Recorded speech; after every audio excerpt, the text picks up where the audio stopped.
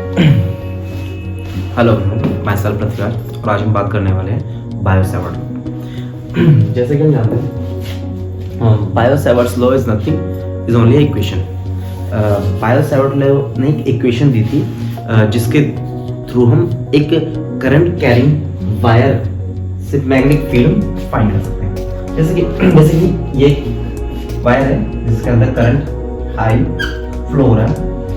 इस वायर की वजह से हम किसी एक डिस्टेंस अवे कोई पॉइंट P है जहां पे हमें क्या फाइंड करना है, मैग्नेटिक फील्ड फाइंड करना है। बेसिकली मैग्नेटिक फील्ड को जो डिनोट करते हैं वो dB से डिनोट किया। अब यहाँ पे हमें क्या करते हैं, एलिमेंटल एरिया मानते हैं, ठीक है, जिसे हमने dl से डिनोट किया। और यहाँ पे ये है पोजीशन वेक्टर r और यहाँ पे एंगल है थीटा। तो अकॉर्डिंग टू बायोसेवर्ट लॉ जो मैग्नेटिक फील्ड है वो directly proportional to the current के, जो इस वायर में जो करंट फ्लो हो रहा है I उसके डायरेक्टली प्रोपोर्शनल होगा। ठीक है, अब ऐसे ही देखो, बेसिकली सिंपल सी कहानी ये है कि वायर में करंट जा रहा है। अब जितना ज्यादा करंट होगा उतनी ही ज्यादा मैग्नेटिक फील्ड की इंटेंसिटी होगी, है ना। जितना ज्यादा करंट कम होगा उतना ही मैग्नेटिक फील्ड क्या होगा, तो इंटेंसिटी कम होगी। तो यहाँ पे मैग्नेटिक फील्ड बढ़ेगा तो करंट बढ़ेगा और करंट बढ़ेगा तो मैग्नेटिक फील्ड बढ़ेगा। ठीक है, अब ऐसी बात करते हैं आगे। जो मैग्नेटिक फील्ड है वो डायरेक्टली प्रोपोर्शनल है इसके डीएल क्या है, डीएल है एलिमेंटल एरिया। ठीक है, बेसिकली कह सकते हैं कि मैंने छोटा सा एरिया लिया है तो उसके वजह से क्या होगा, यहाँ पे कोई मैग्नेटिक फील्ड, इस पॉइंट पे मैग्नेटिक फील्ड फाइंड करेंगे।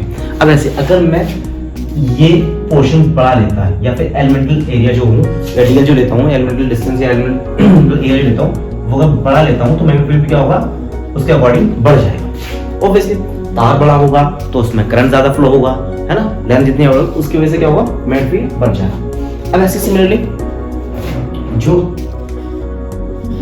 मैग्नेटिक फील्ड है वो इनवर्सली प्रोपोर्शनल है आर स्क्वायर। अब ये थोड़ा इंटरेस्टिंग केस है ना। ये इंटरेस्टिंग केस है, ये इसलिए इंटरेस्टिंग केस है कि हमने बात की थी, ये है पोजीशन वेक्टर, ठीक है। तो हमने बात की थी कि जो मैग्नेटिक फील्ड है वो I के डायरेक्टली प्रोपोर्शनल होता है, मैग्नेटिक फील्ड है DL के डायरेक्टली प्रोपोर्शनल होता है। तो ये सिर्फ अब जो मैग्नेटिक फील्ड है वो इनवर्सली प्रोपोर्शनल है R स्क्वायर के। ठीक है, हम मानते जनरली जो बात समझ आती है हमें D भी है इनवर्सली प्रोपोर्शनल अपॉन सिर्फ R के होना चाहिए, है ना, क्योंकि यहाँ भी I है सिंपल, यहाँ भी L है, किसी का स्क्वायर नहीं है। तो ये R का स्क्वायर क्यों लिया आपने, ये बड़ी कंफ्यूजन होती है। बच्चे काफी बार पूछते हैं सवाल कि ये ऐसा R स्क्वायर क्यों है। तो बेसिकली बच्चों कहानी ये है कि यहाँ पे जो है वो एक स्फेरिकल शेल मानते हैं। क्या मानते हैं, स्फेरिकल शेल। और सरफेस एरिया ऑफ, अगर स्फीयर की बात करते हैं, सरफेस एरिया ऑफ स्फीयर की अगर बात करते हैं तो वो होता है क्या, 4 पाई r स्क्वायर। और दैट्स व्हाई हम यहाँ जो लेते हैं वो r स्क्वायर लेते हैं। अब कहानी ये है कि जैसे जैसे r बढ़ेगा दूरी ऑब्वियसली क्या होगा, दूरी बढ़ेगी तो क्या होगा, मैग्नेटिक फील्ड की जो इंटेंसिटी है वो घटेगी, है ना। जैसे सेम इलेक्ट्रिक फील्ड में होता है ना, वैसे सेम यहाँ पे मैग्नेटिक फील्ड में जैसे जैसे क्या होगा, इन दोनों के बीच की दूरी बढ़ेगी, पॉइंट R और एलिमेंटल एरिया के बीच की दूरी बढ़ेगी तो ऑब्वियसली क्या होगा, मैग्नेटिक फील्ड घटेगा। तो इस वजह से यहाँ पे क्या है, ये R स्क्वायर। अब आगे ये dB है वो डायरेक्टली प्रोपोर्शनल टू है साइन थीटा के। अब यहाँ भी कंफ्यूजन होता है कि ये हमने थीटा क्यों लिया, हमने सिर्फ साइन थीटा के लिए, हम चाहते तो cos थीटा ले सकते थे पर हमने साइन थीटा के लिए। अब देखो बच्चों बताता हूँ, समझाता हूँ। अगर हम यहाँ से करते हैं, यहाँ से ये इसकी जगह को यहाँ पे होता, यहाँ पे कुछ और है थीटा होता, और अगर यहाँ पे जितना भी आते तो यहाँ पे जो डिस्टेंस होता वो क्या होता, वो कितना होता, वो होता एंगल 0 हो जाता। थीटा की वैल्यू यहाँ पे क्या होती, 0 होती।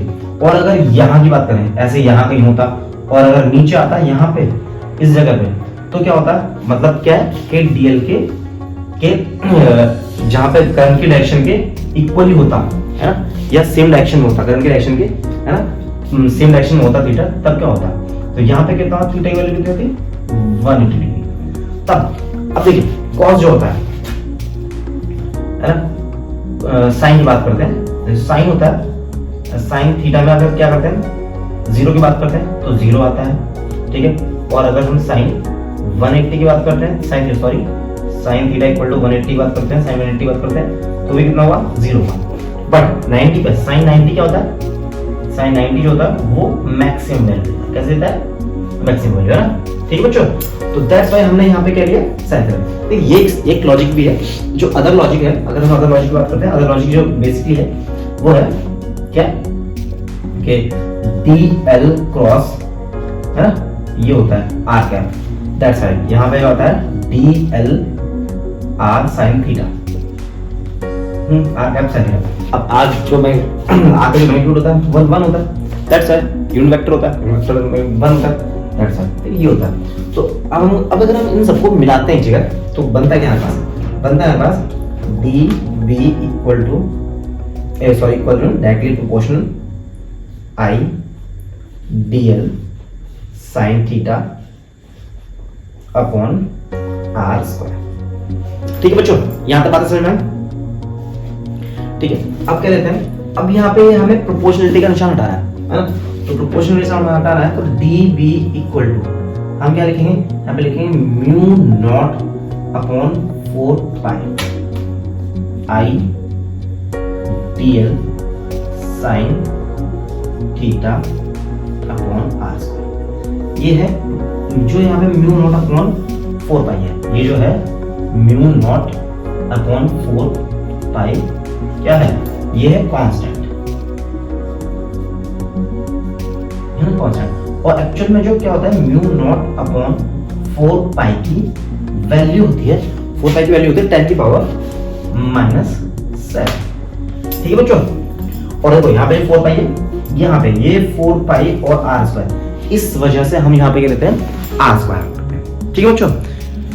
तो बेसिकली कुछ नहीं है, किसी भी करंट कैरिंग वायर की वजह से हमें जो मैग्नेटिक फील्ड फाइंड करना है तो वो बेसिकली क्या होगा, उसमें फ्लो होने वाले करंट के डायरेक्टली प्रोपोर्शनल होगा, जो हम एलिमेंटल एरिया लेंगे उसके भी डायरेक्टली प्रोपोर्शनल होगा, पर उनके बीच के दूरी डिस्टेंस के स्क्वायर के इनवर्सली प्रोपोर्शनल होगा और साइन थीटा के डायरेक्टली प्रोपोर्शनल होगा। और हम जो प्रोपोर्शनलिटी कांस्टेंट या फिर हम क्या लेंगे मैग्नेटो कांस्टेंट जो लेते हैं, ठीक है, वो लेंगे म्यू अपॉन 4 पाई, ठीक है, म्यू नॉट अपॉन 4 पाई।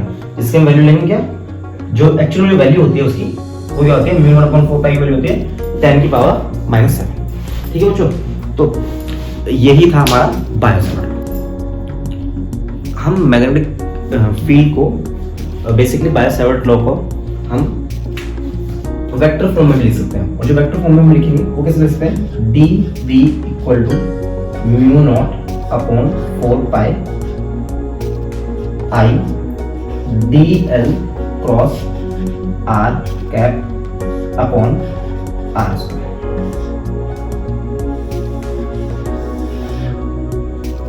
बेसिकली ये जो है इन फॉर्म ऑफ वेक्टर, क्या कह सकते हैं, वेक्टर फॉर्म में क्या बायो सेवर्ट। अब obviously magnetic field vector form में लिख सकते हैं तो डायरेक्शन होगी।